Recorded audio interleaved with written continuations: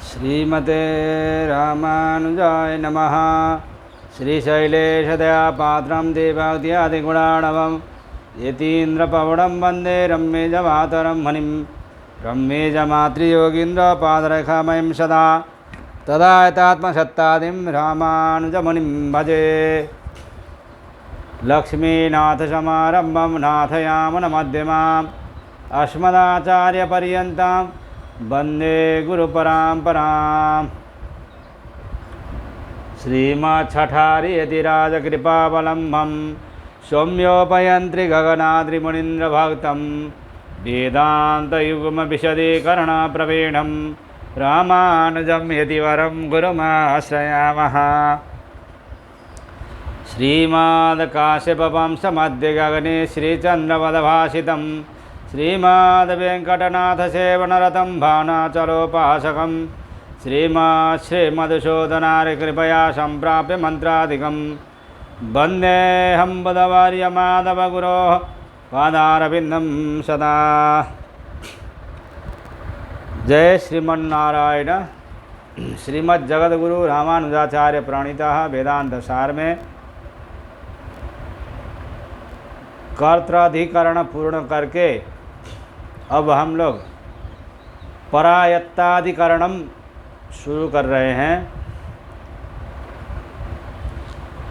पूर्व सूत्रों से निर्णित जीवात्मा का कर्तृत्व स्वतंत्र है या ईश्वराधीन है, इस विषय संशय पर चर्चा पूर्वक निर्णयार्थ इस द्विसूत्रीय अधिकरण का आरंभ है।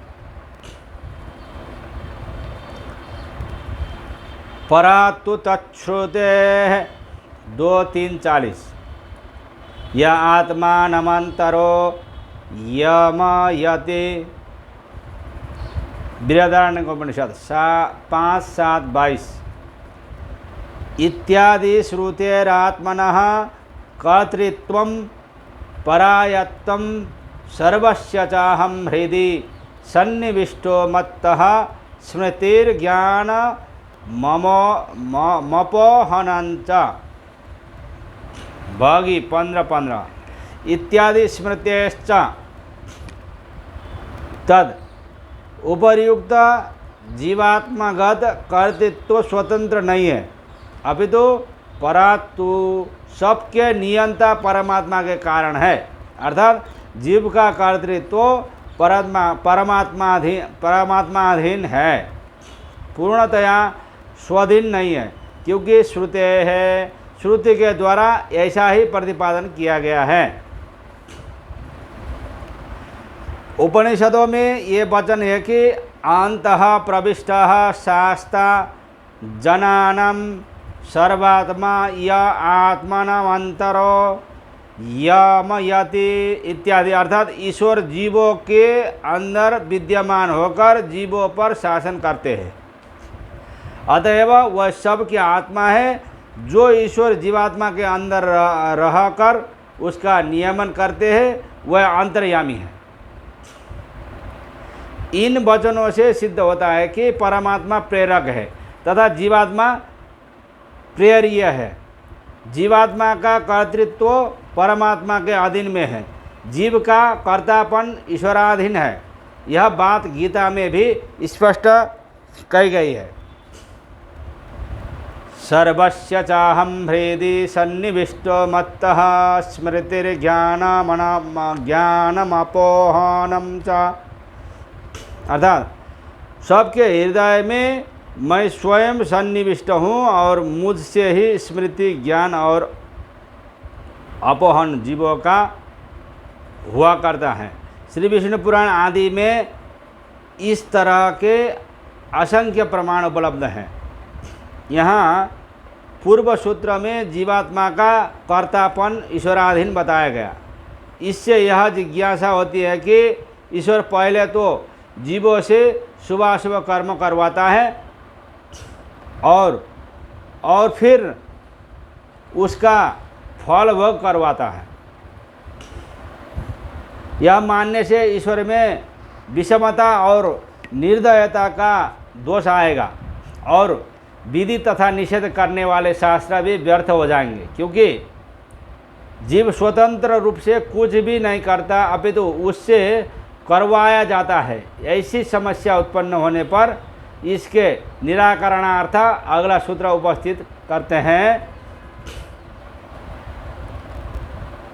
कृत प्रयत्नापेक्षास्तु विहित प्रतिसिद्धा वैयाख्यादिभ्यः 2-3-41 जीवः स्वेच्छया प्रवृत्ति निवृत्ति हेतुभूतं प्रयत्नं करोति। जीवेन तु कृतं प्रयत्नं प्रथम प्रवृत्ति हेतुमपेक्ष्य तदनुमतिदानेन परः प्रवर्तयति इति तद्विधि निषेधा वै यर्थ्यनिग्रह अनुग्रहेभ्यो वगम्यते।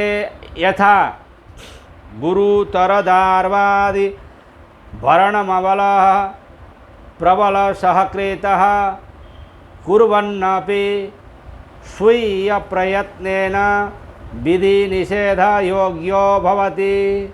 एवमेव जीवः परमपुरुषानुमति सहकृत प्रवृत्तमानोऽपि विधि निषेध योग्य इति न कश्चिद् विरोधः। परमात्मा कृत प्रयत्नापेक्षः तु जीवात्मा के द्वारा किए जाने वाले प्रयत्न को प्रथम प्रवृत्ति रूप हेतु मानकर और उसके द्वारा किए जाने वाले उद्योग को निमित्त के रूप में निरीक्षमान करता हुआ तत्त कर्मों में जीवों को प्रवृत्त करता है। क्योंकि ऐसा न मानने पर विहित प्रतिसिद्ध अवैयार्थादिभ्यः शास्त्रों के द्वारा की गई विधि और निषेध व्यर्थ हो जाएंगे तथा भगवान के द्वारा किए जाने वाले निग्रह और अनुग्रह भी व्यर्थ पड़ जाएंगे। वह व्यर्थ न पड़ जाए इसलिए जीव अपनी इच्छा से प्रवृत्ति के हेतुभूत प्रयत्न करता है और जीव के द्वारा किए गए प्रथम प्रवृत्ति के हेतु की अपेक्षा करके उसे अनुमति प्रदान देकर उस कार्य में प्रवृत्त कराते हैं। यद्यपि ईश्वर जीवों के अंदर विद्यमान होकर जीवों पर शासन करते हैं, अतएव वह सबकी आत्मा है, तथापि जो ईश्वर जीवात्मा के अंदर रहकर उसका नियमन करते हैं वह अंतर्यामी है। इन वचनों से सिद्ध होता है कि परमात्मा प्रेरक है तथा जीवात्मा प्रेरिय है। जीवात्मा का कर्तृत्व परमात्मा के अधीन में है। परमात्मा जीवात्मा के द्वारा स्वबुद्धि पूर्वक किए गए प्रथम प्रयत्न की अपेक्षा करने के बाद अनुमति देकर प्रेरक होते हैं। भगवान जीवों को कार्य में प्रवृत्त कराते समय जीवात्मा के प्रयत्न की और इच्छा की अपेक्षा करते हैं। इस तरह प्रयत्न और इच्छा करने में परमात्मा ने जीवों को स्वतंत्रता दे रखी है, किंतु उनका सफल होना या न होना यह परमात्मा के अधीन है, क्योंकि उक्त शक्ति तो परमात्मा के पास ही है।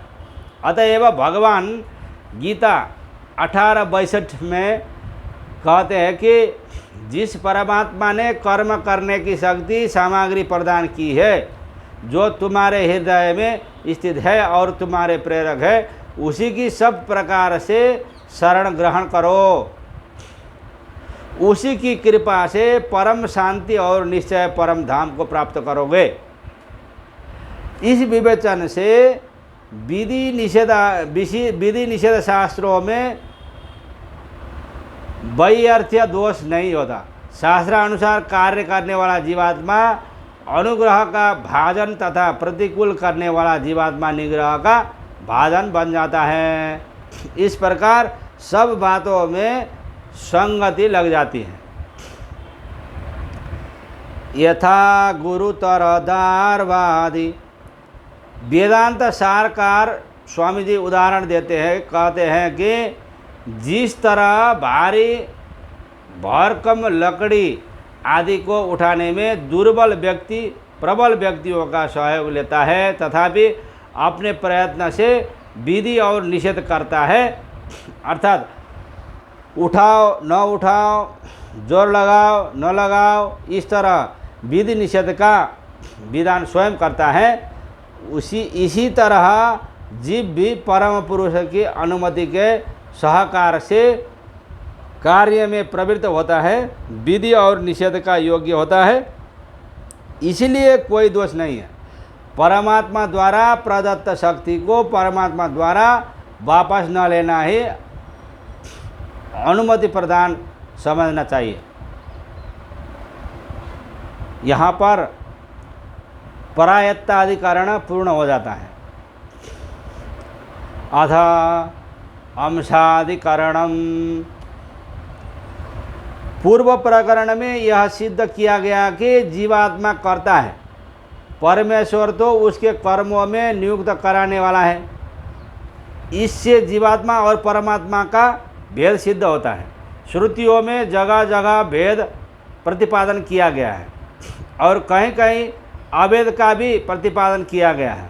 यहाँ पर यह संशय होता है कि जीवात्मा का परमात्मा से अत्यंत भिन्न है, अथवा अज्ञान में फंसा हुआ परमात्मा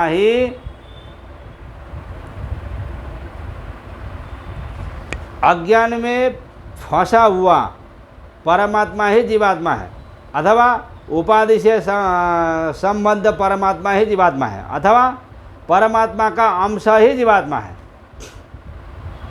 इन चार कोटियों को लेकर संशय उपस्थित है। इस अधिकरण के 11 सूत्रों से इसी विषय का निर्णय किया जाएगा। अंशो नाना व्यपदेशादन्यथा चापि दासकितबादित्व मदीयत एके 2:3-42। जीवात्मा परम पुरुषां सह पृथगात्मनं प्रेरितारं च मत्वा सकारणं करणाधिपाधिपः श्वेताशत्रोपनिषद 6:9 इत्यादि नाना व्यपदेशात् अन्यथा तत्त्वमसि अयमात्मा ब्रह्म इति ऐक्योपदेशाच्च ब्रह्म दासः